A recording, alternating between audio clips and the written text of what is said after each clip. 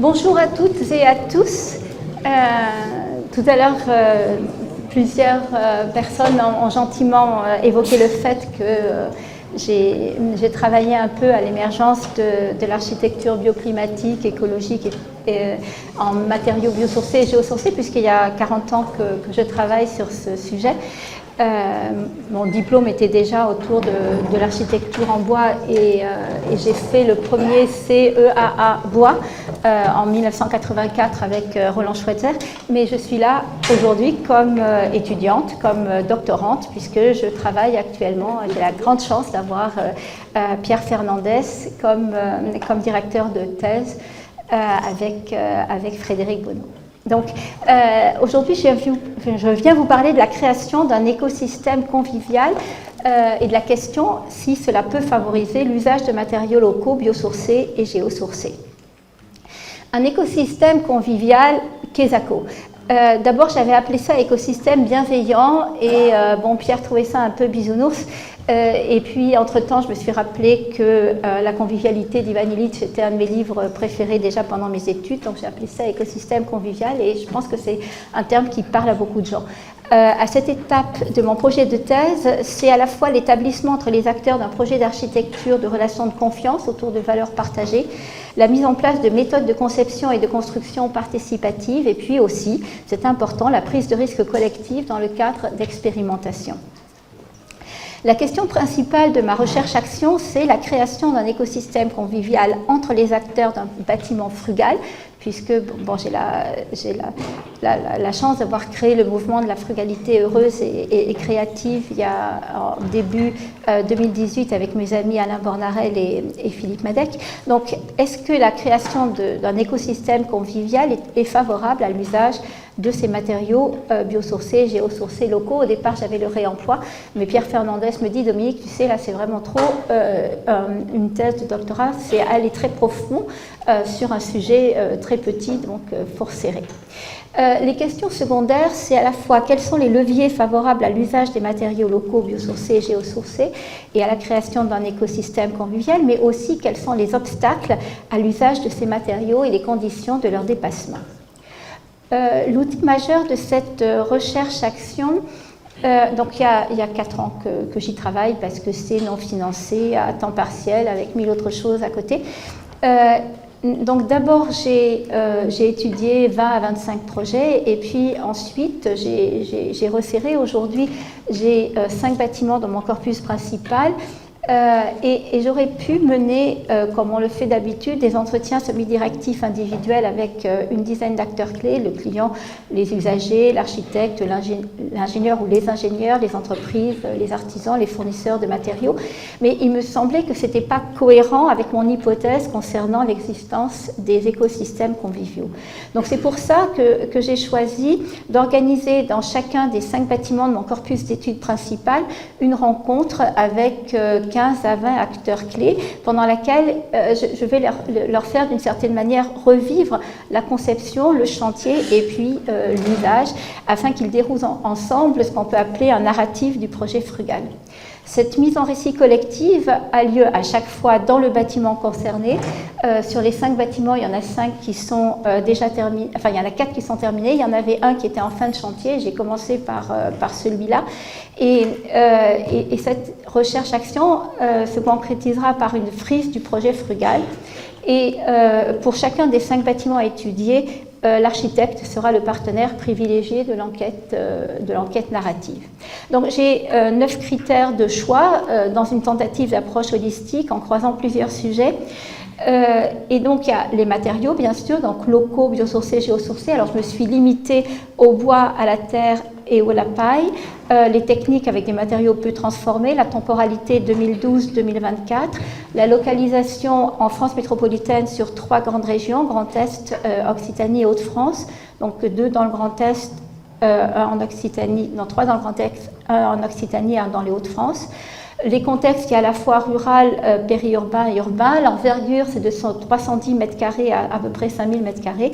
Et j'ai choisi que ce soit toujours des équipements publics, scolaires, sportifs ou administratifs, parce que je pense que ce sont les bâtiments qui ont le plus grand impact positif sur un territoire à travers les emplois et les services. quant au profil des architectes, j'ai volontairement choisi des architectes actifs, engagés dans le mouvement de la frugalité heureuse et créative. Et j'ai choisi aussi des projets et des architectes qui sont reconnus par leurs pairs, c'est-à-dire qui ont reçu des prix, qui ont été publiés, qui ont organisé des visites professionnelles par FIBOA, etc.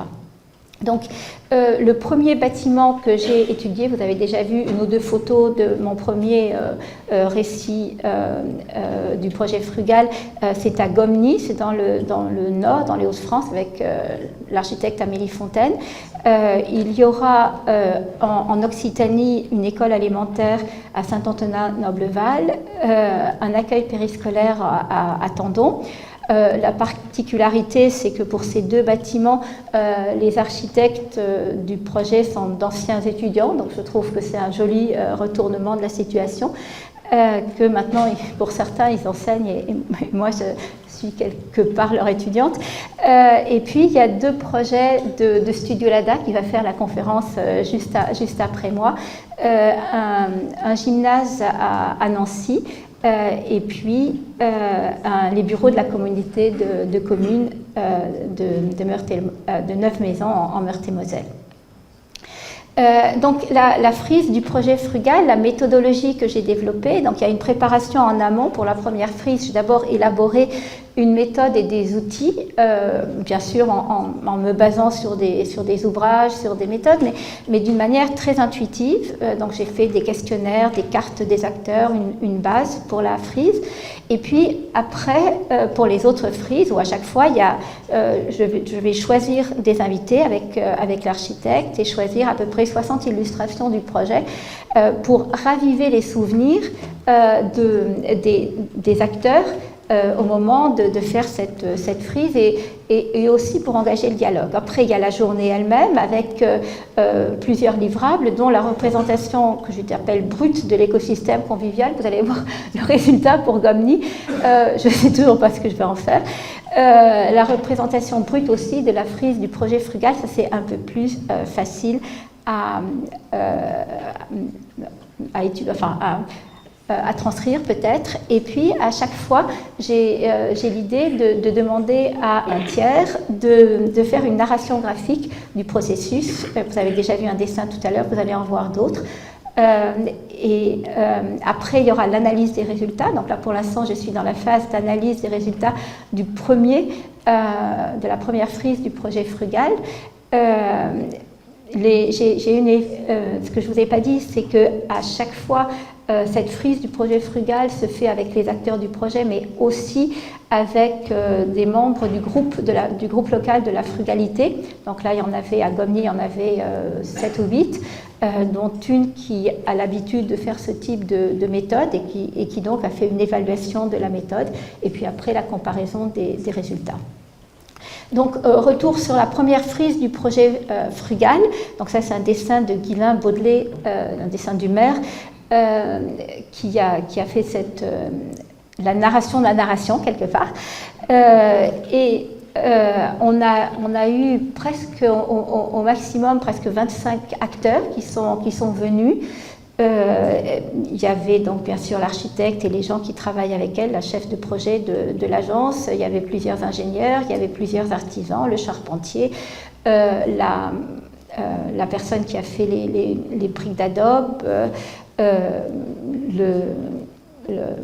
quelqu'un du PNR, quelqu'un de la région qui a apporté des subventions, enfin c'était vraiment assez large. Et puis le maire voulait en profiter pour présenter le projet à la fin. Et là, on a eu 80 personnes qui sont venues pour la restitution et la visite du projet. Alors cette école maternelle et primaire de Gomny, elle est construite en bois, donc chênes, peupliers et châtaigniers locaux, en paille fournis par des agriculteurs locaux, et en terre crue. Les adobes ont été faites avec la terre du site dans le cadre d'un chantier participatif. Alors j'ai fait cette méthode avec plusieurs actes, un peu comme une pièce, comme un récit. L'acte 1, c'est accueillir. Donc l'objectif, c'était d'abord de créer un climat de confiance et de tisser des liens avec les participants et entre les participants, puisque certains participants avaient été dans des phases décalées, donc ne s'étaient pas forcément rencontrés. Ensuite, pour appréhender le contexte, j'avais imprimé des photos. J'ai eu la chance que l'architecte me donne à peu près 200 photos. J'en ai choisi une soixantaine, je les ai imprimées, donc on pouvait les disposer et en discuter. Et là, l'idée, c'était de comprendre aussi qui a été moteur pour le choix des matériaux locaux, biosourcés et géosourcés. Dans un premier temps, j'ai distribué un formulaire et donc les gens devaient écrire. Donc ça, c'est Amélie Fontaine. Ça, c'est sa chef. Elle travaille pour l'agence d'Amélie Fontaine et c'était la chef de ce projet. Et ça, c'était l'artisane, la maçonne qui a monté les murs en terre. Et puis après, j'ai fait à l'oral, donc j'ai toujours alterné des choses à l'écrit, des choses à l'oral, des choses où c'est moi qui écris, des choses où je les fais écrire. Et d'ailleurs, vous voyez que, bon, là c'est moi qui ai écrit, c'était pas vraiment ni très joli, ni très efficace, donc la prochaine fois j'essaierai de faire mieux. Donc là, j'ai posé des questions et les réponses étaient par exemple, qui a proposé d'utiliser du peuplier local? C'était l'architecte. L'isolançon en paille, c'est le résultat d'une table ronde participative en amont du projet. La terre crue, c'est aussi un résultat de la table ronde participative. La production des briques de terre en chantier participatif, ça c'était une idée lancée par l'architecte et reprise tout de suite par le maire, qui est quelqu'un de très engagé. Et puis qui a proposé d'utiliser du châtaignier, ça c'était Filois, et l'architecte après analyse de la ressource. L'acte 3, c'était découvrir le bâtiment avec ses acteurs. Donc, bien sûr, c'était Amélie, mais pas que. Et l'idée, c'était de découvrir toutes les facettes du bâtiment et en particulier, bien sûr, celles qui concernent l'usage des matériaux biosourcés et géosourcés. J'ai défini 5 familles d'acteurs et chaque acteur qui était présent, je lui ai donné ces trois éléments. Donc il avait une petite étiquette sur laquelle il mettait son nom et donc à chaque fois il y avait une couleur. Donc il mettait son nom. Après il avait une petite carte qu'après il a posée sur le dessin de l'écosystème convivial et puis le document qu'il a rempli et qui m'a donné. Alors je sais que j'aurais pu faire ça de manière informatisée, mais bon, moi je suis un peu nulle sur ces outils-là, mais ma fille m'a dit qu'elle vient de passer son doctorat, m'a dit qu'elle allait m'aider, donc peut-être que la prochaine fois ça sera informatisé. Les réponses. Donc l'acte 4, alors qu'on avait bien fait connaissance à la fois des acteurs et du projet, c'était de dessiner ensemble l'écosystème convivial. Et là, vous voyez les différents acteurs. Donc il y a la maîtrise d'ouvrage, le client, les usagers et les riverains. On avait 2 riverains qui sont venus, qui ont passé toute la journée avec nous et qui avaient bien suivi le projet. La maîtrise d'œuvre, Amélie Fontaine, les facilitateurs et puis les constructeurs, les artisans et les fournisseurs. Donc 5 familles d'acteurs. Voilà le résultat de l'écosystème convivial. Donc j'avais fait les 3 patates là, les 5 patates avec les 5 familles. J'avais demandé à chacun de mettre sa carte d'acteur et après d'indiquer par des flèches les liens qu'il avait eus avec les autres acteurs. Et là, on voit la richesse des liens qui ont été créés. Et quelquefois, vous voyez, quand il y a des cartes en plus, eh ben, c'est qu'il y avait des acteurs qui n'étaient pas là, mais les autres pensaient que ça avait été des acteurs importants, et donc ils les ont rajoutés. Voilà la transcription de Guillain du truc. Bon, effectivement, c'est un peu comme une grosse pelote de laine. Je vous l'ai dit, je ne sais pas encore comment je vais m'en sortir, mais bon, j'ai bien trouvé une manière de le faire. Et si d'ailleurs certains d'entre vous ont une idée, je suis bien sûr tout à fait preneuse. Et puis l'acte 5, c'était de dessiner ensemble la frise du projet frugal. L'objectif étant de repérer les moments forts du projet en positif comme en négatif. Donc, comprendre les leviers qui ont facilité l'usage des matériaux locaux biosourcés et géosourcés et analyser les obstacles rencontrés et la manière dont ils ont été levés ou contournés. Donc là, vous voyez la frise du projet frugal avant, c'est ce que j'ai préparé pendant le déjeuner. Je suis végétarienne depuis 17 ans et le déjeuner, c'était saucisses frites ou frites saucisses.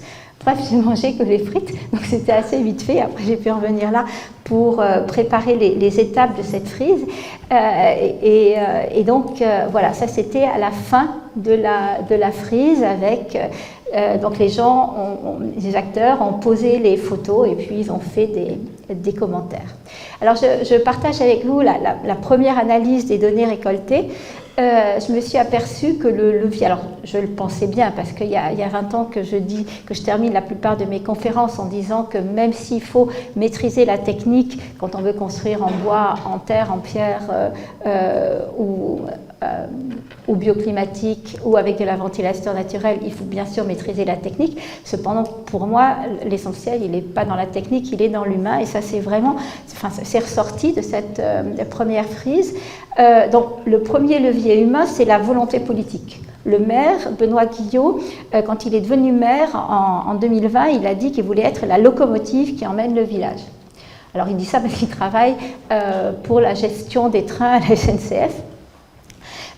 Ensuite, l'autre levier humain, c'était la participation citoyenne, parce qu'il a lancé assez rapidement un atelier de concertation pour la conception du projet d'école élémentaire et maternelle, et il a confié à l'architecte Amélie Fontaine d'abord une étude de faisabilité sur l'extension de l'école existante. Et ce que je trouve assez passionnant, c'est que donc il y a une trentaine de personnes qui sont venues, et en seulement une matinée, un samedi matin, ils ont déterminé 5 choix décisifs. La position du bâtiment sur le terrain en contrebas, le fait qu'ils voulaient que ça soit isolé en paille, le fait qu'ils voulaient utiliser de la terre crue, en fait ils l'ont fait dans les murs de franc, le fait que le bâtiment devait être très performant aussi au niveau thermique, même si ça entraînait une réduction de la surface, donc ils ont été prêts à mutualiser certains espaces et qu'ils ne voulaient pas de nouveaux parkings, donc ils voulaient favoriser les transports, enfin les déplacements d'eau. Il y a aussi un levier matériel qui était la disponibilité de la ressource localement. Ils ont, dès février 2022, commandé la paille à une agricultrice du village qui se trouve être la femme du maire. Et au printemps, ils ont fait une étude géotechnique, on voit là les tests, qui montrent que la terre du site était adaptée pour des adobes. Donc c'est pour ça qu'ils ont choisi de faire des adobes. Un autre levier humain est... et Luc en a parlé tout à l'heure, c'est la formation. Donc il y a eu une formation ProPaille pour les architectes, le charpentier et d'autres personnes.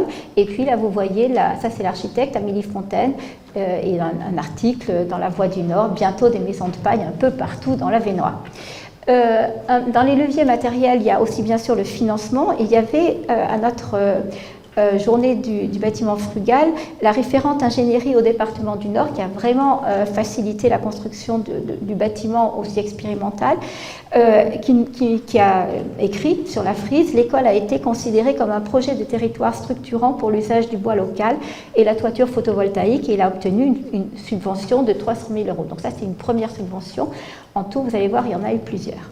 Alors bien sûr, il y a eu le fameux obstacle réglementaire. Et Amélie Fontaine a écrit sur la frise, quand les exigences liées à la situation en zone sismique 3 sont apparues, le bureau de contrôle, BTP Consultant, a fait des préconisations cohérentes et a eu une position constructive pour trouver des positions. Et là, on voit bien que, je pense que peut-être que si le contrôleur technique a été aussi ouvert, c'est qu'elle, en tant qu'architecte, elle a eu aussi cette posture d'ouverture.